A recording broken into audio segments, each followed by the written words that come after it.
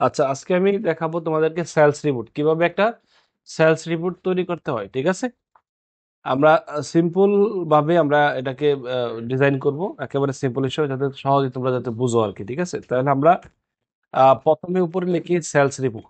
ঠিক আছে, লিখি সেলস রিপোর্ট।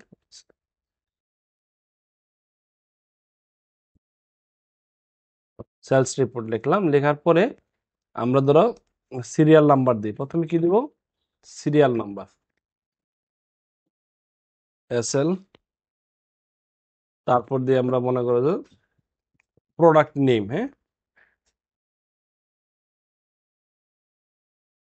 প্রোডাক্ট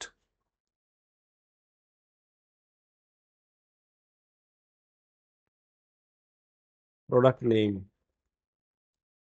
তারপর দিয়ে আমরা ধরো ইউনিট। ঠিক আছে, ইউনিট প্রাইস।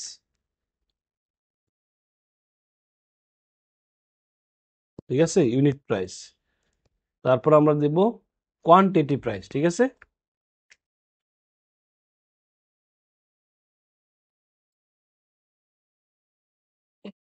Quantity price.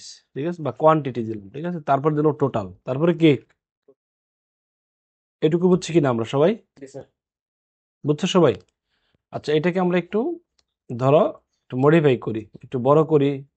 ঠিক আছে, এখান থেকে ধরো টান দিয়ে আমরা এটা বড় করলাম, এটাকে বড় করলাম, এটাকে বড় করলাম, এরকম করলাম। করার পরে এই যে এই হেডিংটারে আমরা এই পর্যন্ত নিলাম, নেওয়ার পরে এটাকে আমরা মার্জ সেন্টার করলাম। ঠিক আছে, করার পরে এটাকে আমরা একটু আর একটু বড় করি, আমরা একটু বড় করি, এটাকে একটা কালার দিই। ঠিক আছে, এটা এখানে একটা কালার দিলাম।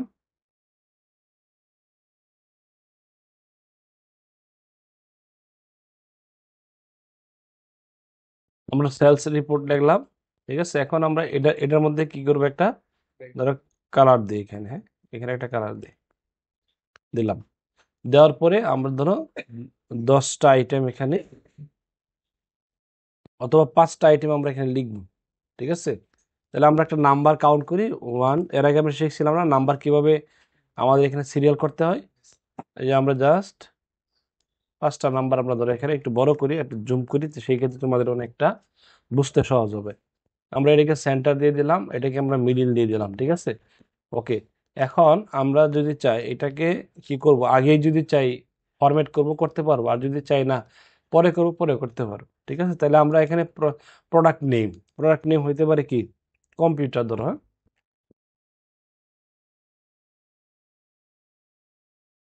কম্পিউটার। হ্যাঁ, ধরো কম্পিউটার ইউনিট প্রাইস ধরলাম, মনে করো আহ, যে 35,000 টাকা বা 24,000 টাকা, সমস্যা নেই, ধরো 24,000 টাকা। আমরা কম দামার কম্পিউটার কিনি, তাই না? 24,000 টাকা।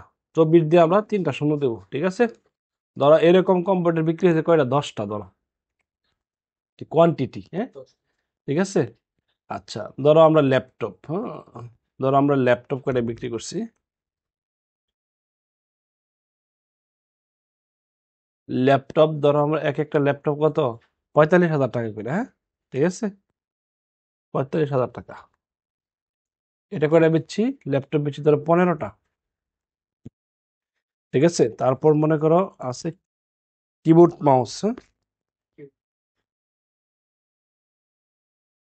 কিবোর্ড ধরো আমরা বেচলাম 500 টাকা করে। কত করে? 500 করে। কয়টা বিক্রি করছি? ধরো 50টা বিক্রি করছি,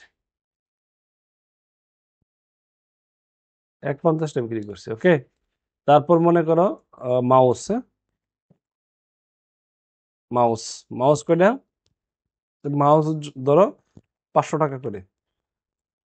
ধরো এটাও 50টা করে। হ্যাঁ, ঠিক আছে, অথবা এটা কম বেশি হইতে পারে, সমস্যা, 60টা ধরো, সমস্যা নেই। আচ্ছা, তারপরে ধরো পেন ড্রাইভ। কি? Pen drive. ঠিক আছে, ধরো পেন ড্রাইভ কত করে? পেন ড্রাইভ মিনিমাম 800 টাকা করে। হ্যাঁ, বুঝতে পারছো? ধরো কয়টা পাচ্ছ?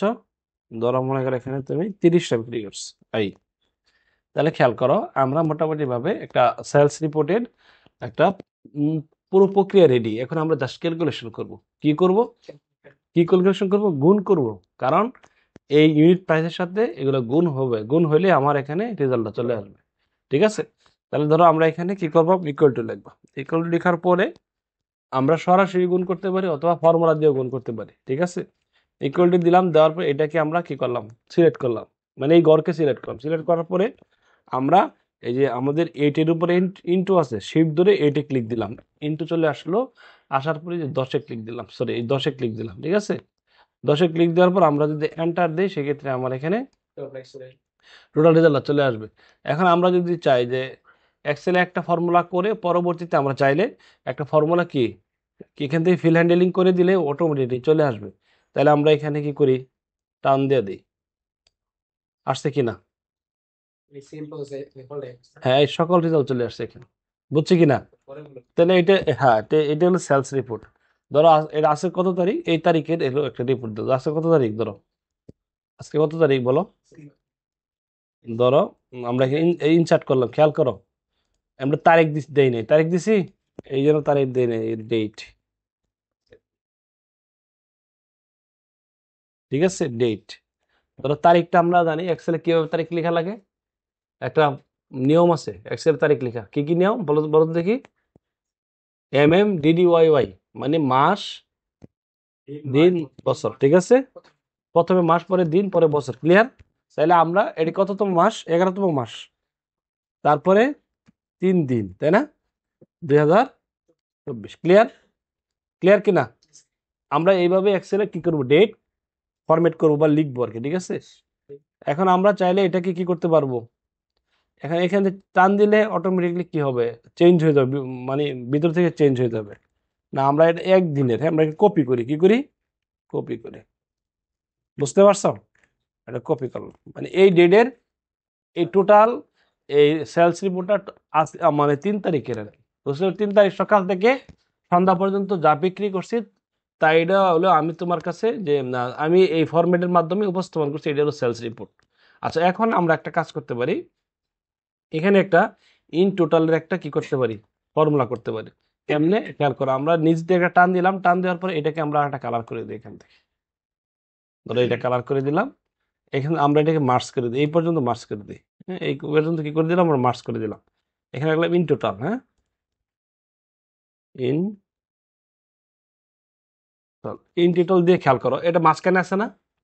এখন আমরা চাচ্ছি যে এই পাশে চাপাই দেবো, এই পাশে চাপাই দেবো। কেমনে চাপাবো বলো তো, একজন বলতে পারবা, হ্যাঁ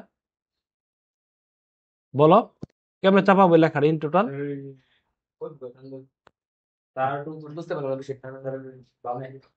আচ্ছা তাহলে আমি বলি, এই যে এই লেখাটা মাঝখানে আছে না, আমরা চাচ্ছি যে এই পাশে এটা দিয়ে নিয়ে আসবো। তাহলে সেই ক্ষেত্রে আমরা এই যে এখানে এই যে অ্যালাইনমেন্ট আছে না, রাইট অ্যালাইনমেন্ট দিয়ে দেবো, তাহলে এই পাশে চলে আসবে, আসছে। এখন টোটালটা যোগ করে ফেলবো। যোগ তো আমরা জানি, equal to some first bracket, আমরা জাস্ট এই গরুর নাম লিখে দিতে পারি, অথবা আমরা ক্লিক করে কি করতে পারি, এটাকে টান দিতে পারি, টান দেওয়ার পরে ব্র্যাকেট ক্লোজ এন্টার। ঠিক আছে,